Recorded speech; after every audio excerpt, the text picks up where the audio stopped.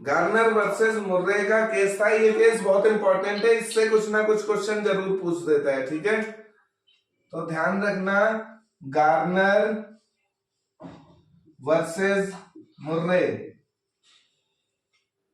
ये केस था, ये इंग्लैंड का था। देखो ऐसा भी पूछ देता है, ये कहाँ का केस है, इंग्लैंड का, यूएसए का, कनाडा का, इंडिया का, ऐसे पूछ देता है। तो ये गार्नर वर्सेस मुर्रे, पहली बात तो इंग्लैंड का केस है। दूसरी बात ये सन 1905 का केस है।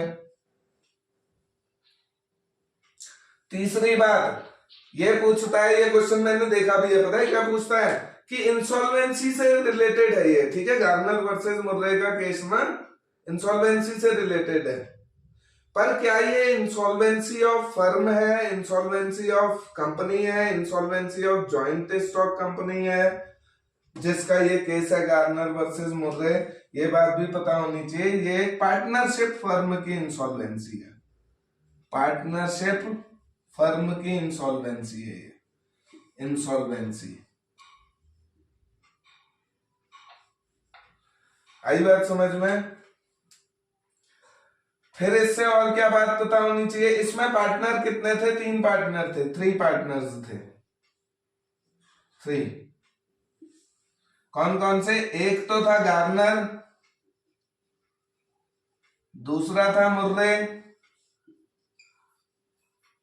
तीसरा कौन था, तीसरे को पूछ देता है वो, ध्यान रखना, क्योंकि गार्नर मुर्रे के नाम तो सबको याद रहते हैं क्योंकि केस का नाम ही गार्नर वर्सेस मुर्रे है, तो गार्नर और मुर्रे तो सबको याद रहते हैं। जो तीसरा पार्टनर था उसका नाम नहीं मालूम होता है किसी को, और वही पूछा जाता है, ठीक है। उसका नाम था विल्किंस, WILKINS, विल्किंस था उसका तीसरा पार्टनर। ये मोस्ट इंपॉर्टेंट क्वेश्चन है, इसमें पूछा जाने योग्य, गार्नर वर्सेस मुर्रे के केस में। आई बात समझ में। तो इसमें क्या डिसाइड हुआ था, इसका डिसीजन भी क्या था, डिसीजन, इस केस में लफड़ा क्या था और डिसीजन क्या था। डिसीजन ये था कि विल्किंस जो है ना इंसॉल्वेंट हो गया था, जो ये विल्किंस है ना इसका दिवालिया निकल गया था। तो इस अब जब लायबिलिटी आएगी कंपनी बंद करने पर, तो विल्किंस ने तो हाथ खड़े कर देने हैं, भैया मेरे पास कोई पैसा नहीं है,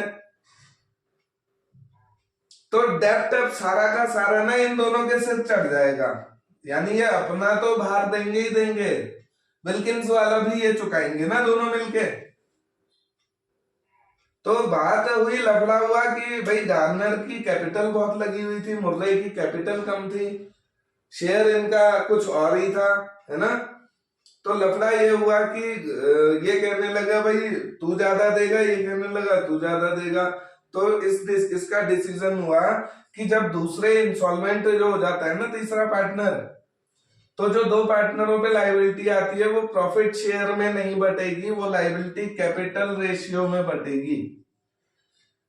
कैपिटल का जो रेशियो होगा ना उस लायबिलिटी में बांटी जाएगी। अगर ऐसा भविष्य में कोई भी केस होता है कि 3 पार्टनरों में से एक हाथ खड़े कर दे, तो 2 जनों को वो लायबिलिटी भरनी पड़े, तो वो प्रॉफिट रेशियो में नहीं भरेंगे, वो पूंजी के अनुपात में भरेंगे।